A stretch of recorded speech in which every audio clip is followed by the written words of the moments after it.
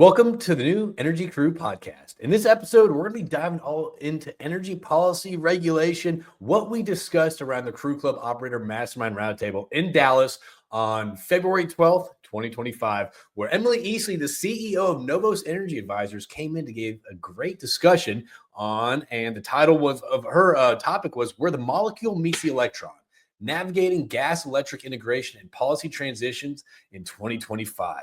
Now, this conversation was a great conversation, and we didn't stick to energy policy for the entire conversation, which is great because we went on a lot of different tangents. And I think it all kind of wraps up into this better understanding of what's happened in the industry on a federal level. So I guess without further ado, let me give a little backdrop. I dropped my note-taking pen.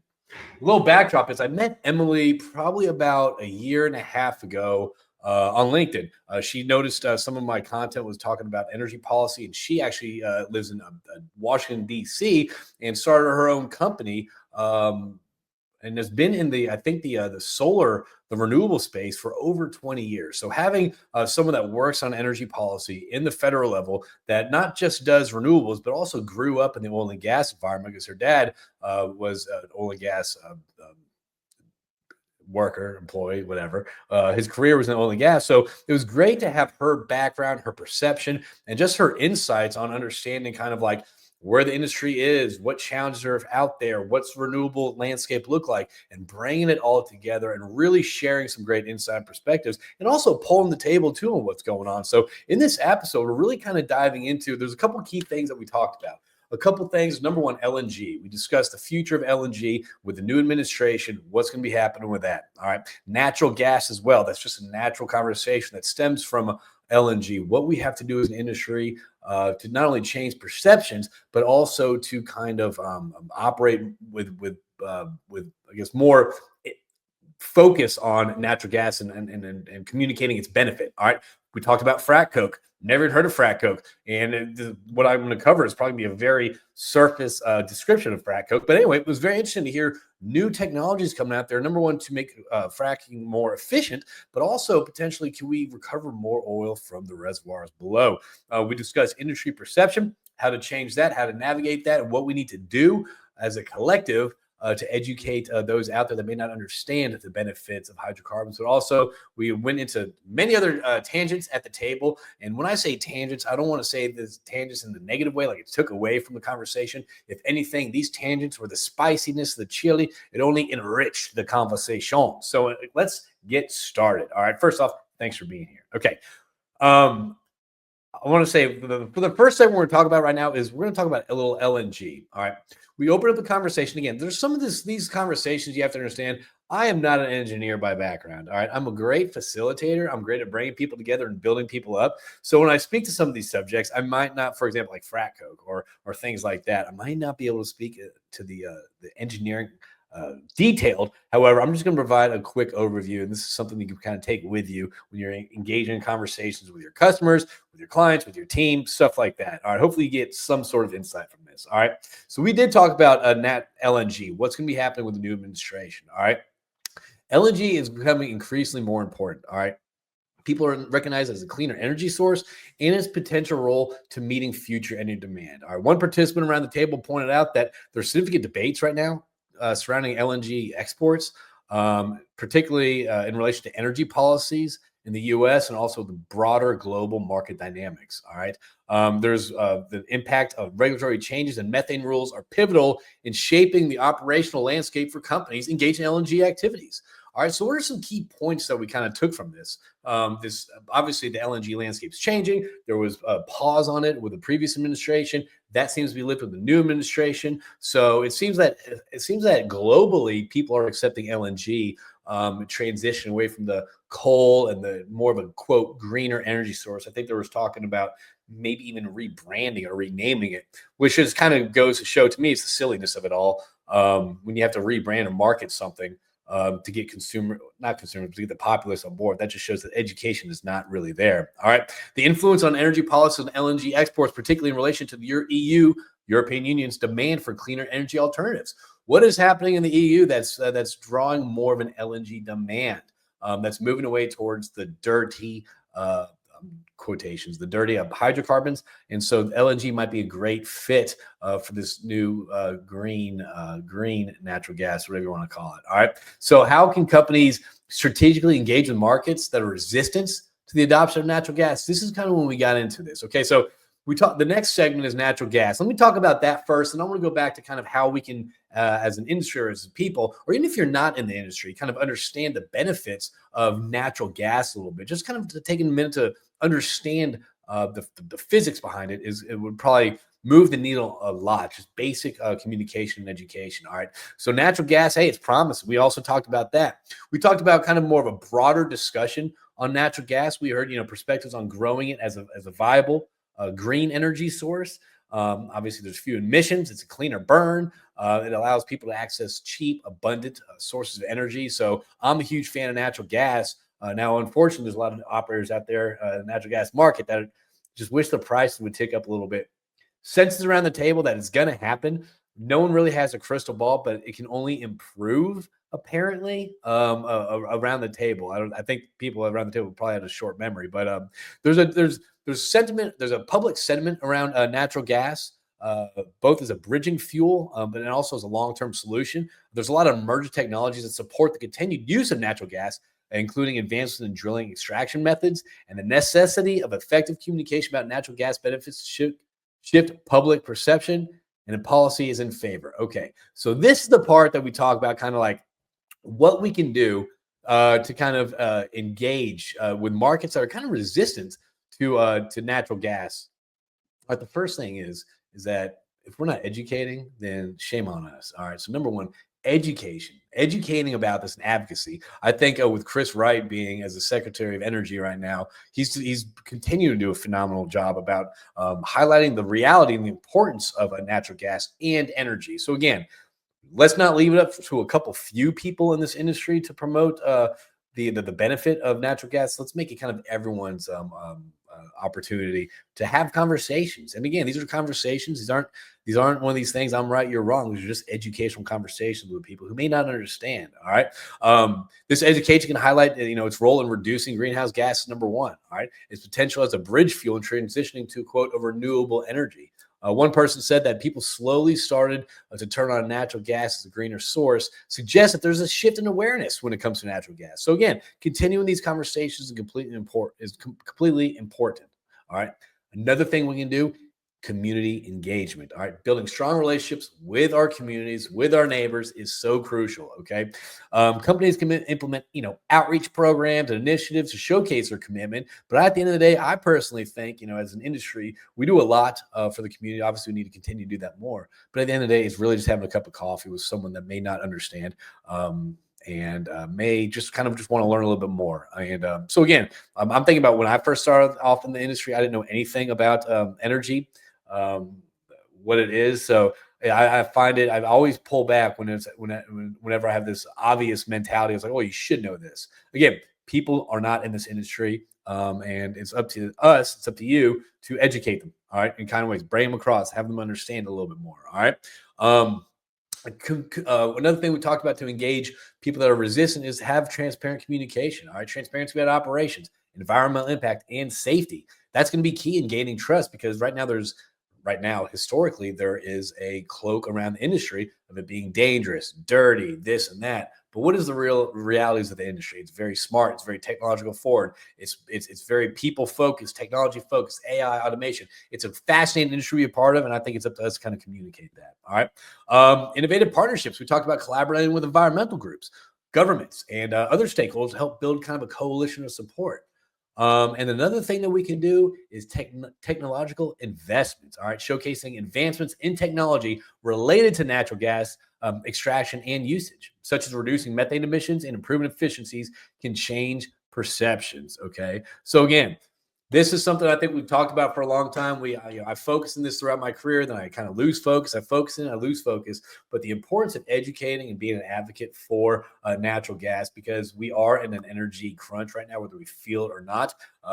Whether that's the cost of utilities, whether it's the power grid, energy and consumption of energy and energy demand will continue to be an ongoing hot topic right now. And the quicker you can depoliticize it and make it more about the physics and more about the cost in relation to the consumer wallet, the more that's going to drive people to have these conversations. Again, I think being an advocate is something we all need to do a little bit more. All right.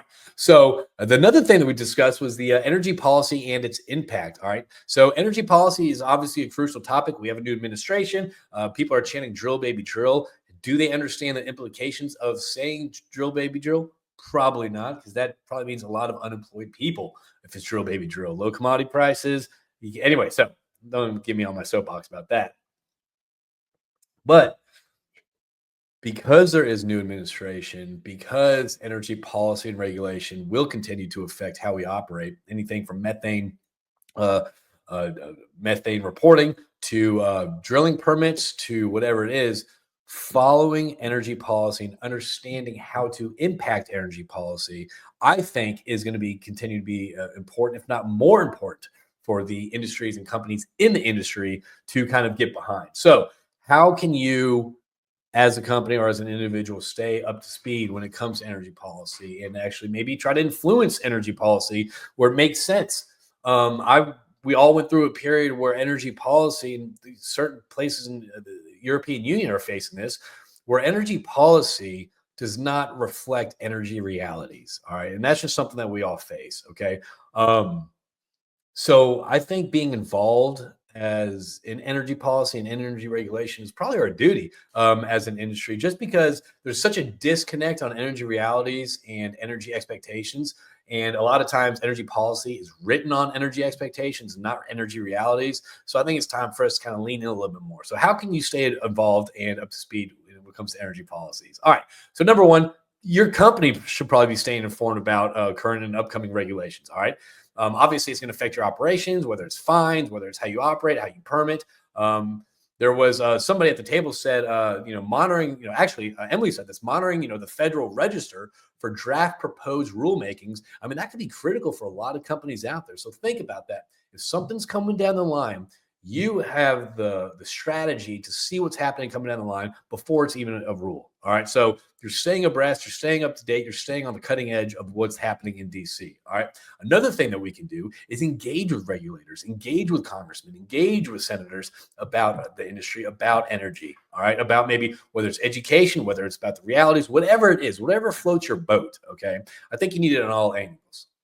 All right. So building these relationships with people like Emily Easley, people like Ryan Walker, who's coming in to speak at Fort Worth, who's out of DC as well. So building these relationships from the operator side to also the federal side, the federal affairs side, is extremely important just to know what's going on and also just to have an outlet, I guess, as well. All right, commenting on regulations. Okay, companies can actually be proactive and respond to proposed regulations by submitting comments. I didn't even know this was possible until the roundtable. So again, if you're a company, you can still get involved and still submit your own comments to any upcoming regulations that might be coming out. All right. Apparently, this is again whether it's this is something we discussed around the table. I don't know. I'm not an expert at this, but there's people you can contact like Emily. Understanding policy incentives. All right. So while regulations are here to stay, that there's often incentives that are associated and tied to compliance that could be beneficial for companies. So you could take these regulations and actually turn that into a business opportunity. All right. For example, understanding how policy can incentivize the use of natural gas over other energy sources can help companies take advantage of these incentives while also advocating for changes that would further support their operations. Okay. And then the last thing you can do is just understand the importance of policy awareness, staying abreast to it. Think about this, not just understanding kind of where the industry is moving, but think about that you're going to be a value add if you understand what's going on when it comes to the DC energy policy. So a thorough understanding of how political dynamics kind of influence energy policy can prepare companies to adapt to changes quicker than others. And something that Emily discussed around the table and a lot of other operators discussed, that listen, if you are reacting to energy policies and you're not being proactive about it, chances are you're going to get more fines than you are going to have the ability to make revenue from it. So again, don't be reactive, be proactive. I know different companies face different challenges when it comes to staying abreast of all these different changes. Probably allocate one or two people to dive in, lean more, or establish those relationships in DC would help out a lot. Okay. All right. Now, changing speeds. We talked about frat coke. Does anyone out there know what frat coke is? Okay, I didn't. Apparently, it's I don't know if it's a new technology, but some companies are using a frat coke, which is enable and efficient resource extraction.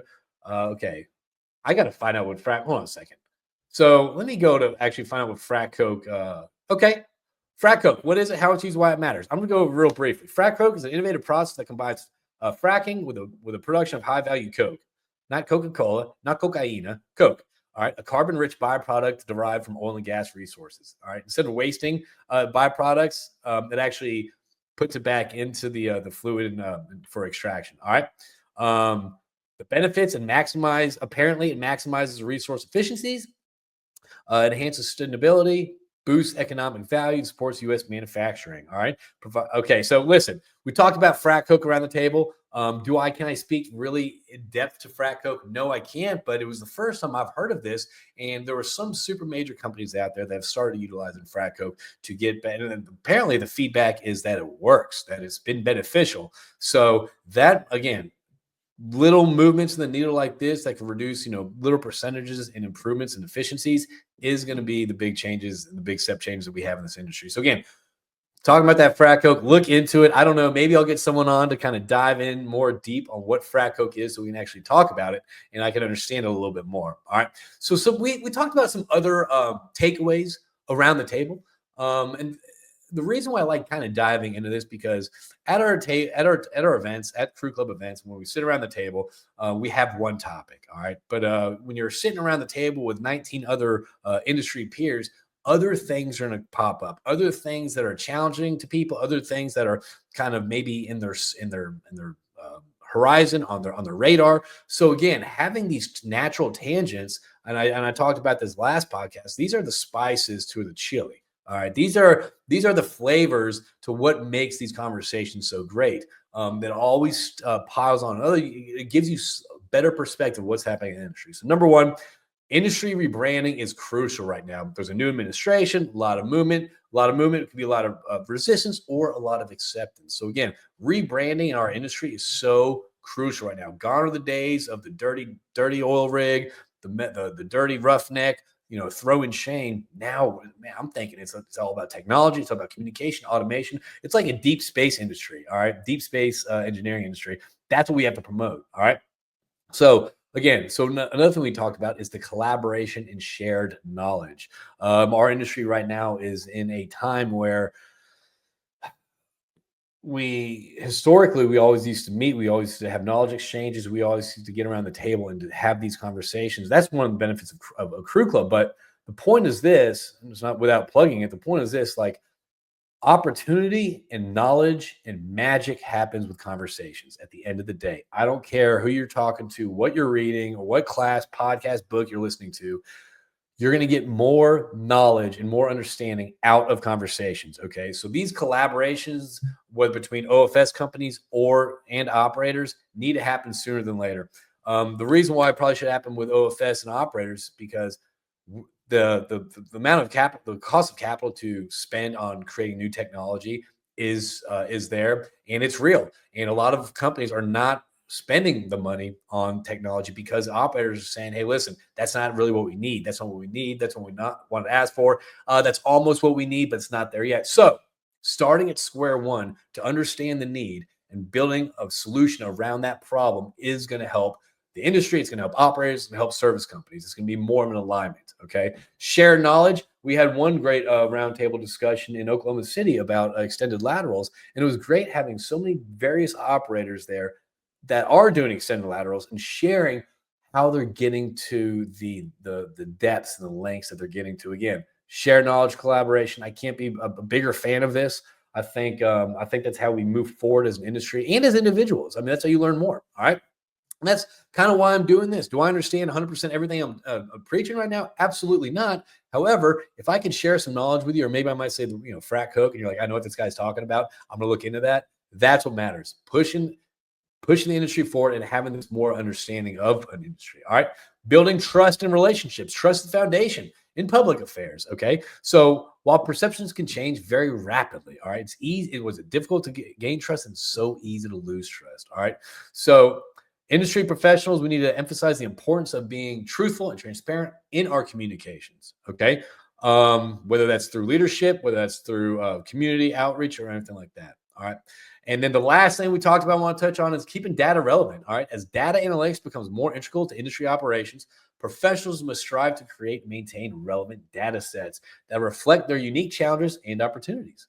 Customizing reports and analysis helps team make informed decisions that align with organizational goals. As a result, investing in data management and analytical capabilities should be a priority for companies wishing to derive meaningful insights.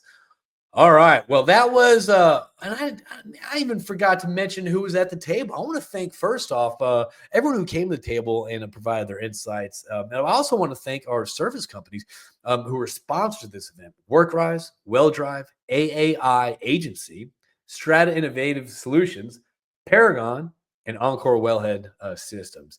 It was a great conversation around the table. I loved how we started off with energy policy. We talked about LNG, natural gas. We talked about collaboration, trust, leadership, where we're going as an industry. So again, the robustness of this conversation when it comes to what we need to do as an industry, where we need to look forward, how to stay in touch with what's happening on the federal level. I really enjoyed it. I want to thank everyone out there for tuning into this Energy Crew podcast. If you enjoyed it, thank you for your time, and we look forward to seeing you on future Energy Crew podcasts. Feel free to share this too if you like. Thank you.